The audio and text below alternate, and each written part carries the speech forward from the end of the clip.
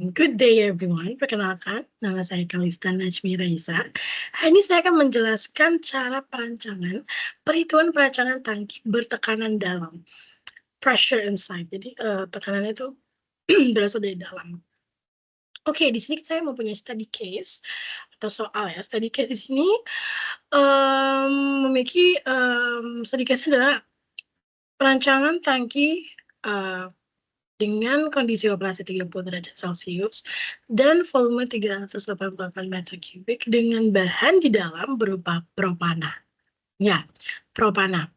Oke, C3H8, oke, propane. So, pertama kita tulis dulu nih data apa yang kita ketahui. Benar, data yang ketahui tadi ada suhu dan volume 30 derajat Celcius ke 388 meter kubik. Selanjutnya kita menghitung kondisi operasi. Kondisi operasi sini ada suhu. Nah, suhu ini kita tambahkan 10% sebagai safety-nya. Oke, jadi 40 derajat Celcius. Setelah itu kita konversikan ke Kelvin. Selanjutnya dengan tekanan juga kita hitung.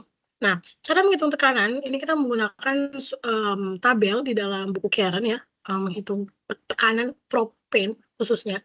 Jadi pertama kita mengukur dulu nih densitas propen dari density of liquid, tabel 81. Ya, di sini kita menghitung dengan rumus AB pangkat 1 min T per TC kurung pangkat N ya. Ini ada nilai A, B, C-nya, dan TC-nya. Kita hitung. Menghasilkan 0,774 gram per mili. Setelah itu kita baru hitung juga, kita cari ke pressure tekanan. Di tabel tekanan itu ada, ini ada CH3, ya, C3H8 propane. Saya highlight di sini agak lebih mudah. Di sini ada nilai A, B, C, D, E. Ya, kita tulis di sini A, B, C, D, E. Nilai-nilai ini ya, 21,4, ini 1,492, dan seterusnya. Saat itu menggunakan rumusnya, ya. Menggunakan rumusnya, di atas tabel ini berupa rumus. Kita hitung ya, sebesar seperti ini ya. 10 kali dengan nilai ABCDE tadi. Kita dapat 1281. Oke, setelah itu ini kan baru P operasi. Kita lanjut ke P design yang dimana penambahan 10%. Kita kali 1,1 atau 110 ya. P operasinya kita dapat 14,882. Selanjutnya kita ada dua nih. Step kedua adalah menentukan jenis tangki. Jenis tangki kita tentukan dari kondisi operasi dan reaksi dan bahan. Bahan ini korosivitas tidak, mudah korosivitas tidak, atau dia bertekanan tinggi, suhunya bagaimana, dan lain-lainnya. Dengan ini kita mendatangkan head yang kita pilih adalah torus spherical. Oke, torus spherical. Dan selanjutnya adalah tangkinya bukan horizontal. Kenapa? Karena di sini memiliki banyak fase liquid, jadi banyak liquidnya atau cair, jadi itu lebih disarankan menggunakan horizontal. Next, kita akan menghitung volume. Tadi volume sudah diketahui, volume operasi. Untuk volume design, kita tambah 10% safety, ya, dikali 1,1 atau dikali 110%, kita dapat 426,8. Oke, ini kan safety. Selanjutnya, kita cari volume, jumlah tangki.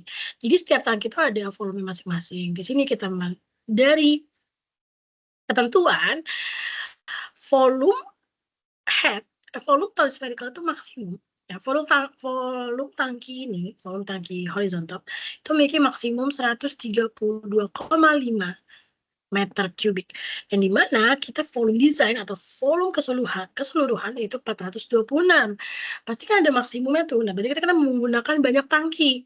Kita pakai rumus round up agar pas. Jadi tidak boleh kurang ya. Semisal, kalau kita pakai 3 tangki, itu kan baru 339-an volume. Volumenya baru 339 meter kubik. Sedangkan volume kita 426 jauh. Nah, itu kita nggak boleh. Lebih baik, lebih besar. Jadi kita menggunakan 4 tangki. Karena kalau 4, emang sih lebih besar. Jadi kan kapasitasnya sampai 512 ya. Tapi itu lebih baik. Kalau lebih baik itu cara perhitungan tangki seperti itu. Dapat 4 tangki. Nah, per tangkinya berapa? Kita langsung bagi aja. Jadi 426 dibagi jumlah tangki itu 107. Oke. Lanjut kita menghitung nilai diameter ya, length dan diameter. Di sini kita diameter memiliki rasio ya, rasio L per D sama dengan 3. Kita hitung diameter terlebih dahulu, diameter 137. Nah, setelah kita menghitung diameternya, ya, konversikan 3,5, setelah itu kita bisa dapat nih nilai lengthnya. Tinggal dibagi. Ya, tinggal dikali, mohon maaf. Karena kan ini L per D. Berarti kan tinggal dipindahkan. Tinggal dikali. Jadi 3 dikali 137,2. 411 dikonversikan ke meter, 10,5. Oke. Selanjutnya kita menghitung volume shell dan volume head dan volume tangki. Cara perhitungan volume shell dan volume tangki dan seterusnya. Ini kita mempunyai rumus. Di samping ini ada rumus volume. Ya, ini volume head. Awal kita apa? Volume shell dulu, berarti bukan itu. Bawah. Oke. Volume head. Untuk volume shell, kita menggunakan rumus ini. Volume shell. Ya, sama dengan Pi kali diameter kuadrat dikali L dikali S per 4. Ya, per 4 kita jadikan 0,25 aja. Pi kita rumus pakai rumus Pi di Excel. Dia dikali L dikali diameter kuadrat dan L kali S. Dapat nilainya 609. Ini lebih. Kita konversikan aja meter kubik ya. Karena kita membutuhkan meter kubik, jadi 99,8. Lanjut ke volume head. Untuk volume head di sini ada rumusnya nih ya. Jenis head yang kita gunakan torus spherical. Torus spherical atau dished head menggunakan rumus 0,00049 dikali diameter kubik. Langsung aja kita masukkan rumusnya ini ya, tuh 0,0049 ya. Jadi 126,7. Head total, karena head pasti kan ada atas sama bawah, kan bagian atas sama bawah. Jadi kita kali 2. Oke, kita kali 2. Lalu kita konversikan baru ke meter kubik. Selanjutnya ada volume si tangkinya. Volume tangkinya itu tinggal ditambah. Volume tangki berarti volume shell ditambah volume head. Volume shell total ditambah volume head total. Nah, sebesar kita dapat 107.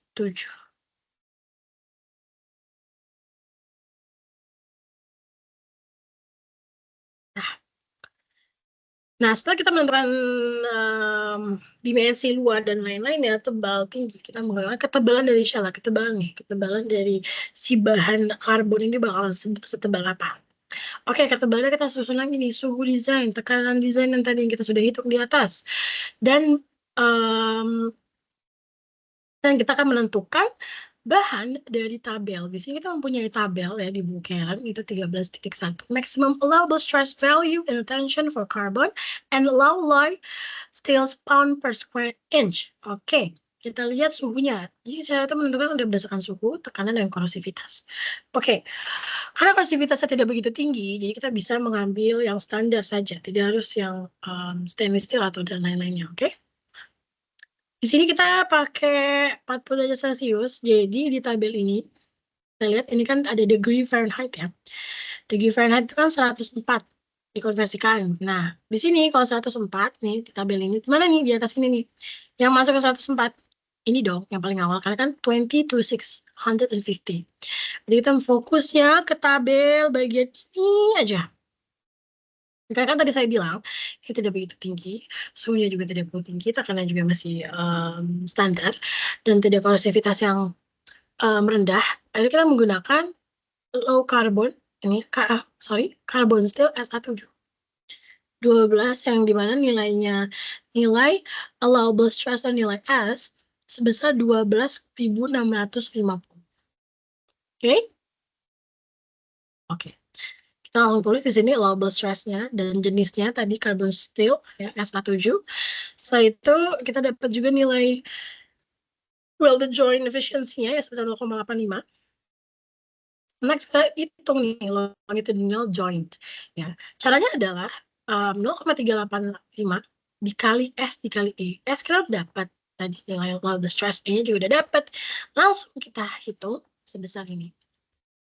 Di pressure hitungnya, ya, jadi tekanannya, yaitu sebesar 4.139 PSI. Nah, ini tadi diameter udah kita hitungan tadi. Nah, di atas tadi ya, di atas ini ya, 137. Nah, ini kita perlu R atau jari-jari. Ya. Jadi yang dimana pasti tinggal diameter dibagi 2. Oke, tebal shell-nya. Bagaimana cara perhitungan tebal shell? Kita punya ini rumus di tabel 18,4 tentang formula design of vessel internal pressure. Under internal pressure, ini kita menggunakan tekanan yang berdalam, tekanan di dalam. Jadi kita lihat tebal shell, dan di sini kan thickness, pressure, and stress, dan lain-lain. Kita fokus ke thickness, right? Untuk thickness, ya, kita langsung ngambil jenisnya. Oke, tadi kita jenisnya kan tali spherical 0,6. Oke, kita langsung ini. Ya, langsung menggunakan rumusnya. Setelah itu kita langsung masukkan ke dalam Excel. Ya. Nah, kita lihat ya. Tekanan desain, tekanan pressure dikali jari-jari. Ini rumusnya nih. T PR per SE kurang 0,6 P. Hasilnya tebal shell. Iya, 1/3. Kita konversikan ke milimeter, ya. Setelah itu kita dapat nilai CA-nya. Nah, CA-nya itu 1/16. Konversikan 1/16 menjadi milimeter, kita kalikan 25,4, ya. Jadi dapat 1,587 milimeter. Versi. Selanjutnya adalah tebal shell. Tebal shell-nya, ini baru nih, tebal shell. Shell tadi kita menggunakan apa nih? Kita lihat ya. Oke, tebal shell. Nah, tebal shell. Ya. Tadi kan tebal shell-nya berarti ditambah CA sebesar 1,476. Sedangkan tebal shell standar itu 0,5. Kita masuk ke nilai diameter outside dan diameter inside, DO atau dan DI. Untuk diameter outside, kita langsung aja ke diameter keseluruhan tadi, diameter dalam tangki tadi, ditambah 2 kali diameter tebal shell, karena kita mau menghitungkan diameter inside. Jadi kalau diameter outside bakal dikurangin sama ketebalannya, benar kan? Dalam pasti lebih besar, pasti kan diameter lebih gede. Nah, jadi kita tambah, dapat 138,25, kita konversi ke inch. Untuk diameter inside kita kurangi, karena dari luar, diameter keseluruhan, pasti diameter inside paling lebih dikit, lebih kecil, mohon maaf, lebih pendek, karena kan dia dikurangi sama ketebalan yang luar. Oke, lanjut, kita konversikan ke inch, 429. Oke. Ini. Nah, kita dapat nih nilai L atau keseluruhan, yang dimana diameter inside dikali 3. 429 inch. Next, kelima step, yaitu menentukan ketebalan head. Oke, ketebalan shell tadi udah, sekarang kita ketebalan head, atapnya. Kita menggunakan jenis tali vertikal, kan? Tali vertikal. Sudah diketahui, crown radiusnya juga sudah diketahui, tadi pressure juga sudah diketahui, S dan E juga sudah diketahui. Kita langsung masuk ke rumus. Di sini ada jenis head. Kita menggunakan tali vertikal. Nah, tali vertikal dengan rumus ketebalan, mohon maaf, ketebalan di sini, thickness ya. Tali vertikal, kita sesuaikan dengan diketahui kita itu apa. Apa nilai yang kita punya. Nilai-nilai bahan, nilai-nilai apa yang kita punya. P kita punya, L kita punya. Jadi kita menyesuaikan. Jadi kita pakai rumus yang B ini ya, karena kita punya semua nih. Jadi 0,885 dikali P dikali L per SE dikurang 0,1 dikali P. Coba kita lihat ya. Tebalan. Nah, benar. Oke. Kita hitung mendapatnya 2,382. Satu kita mendapat nilai CA-nya juga tadi 1/16 ya kan. Terus sekarang TH ya. Tebal head ya.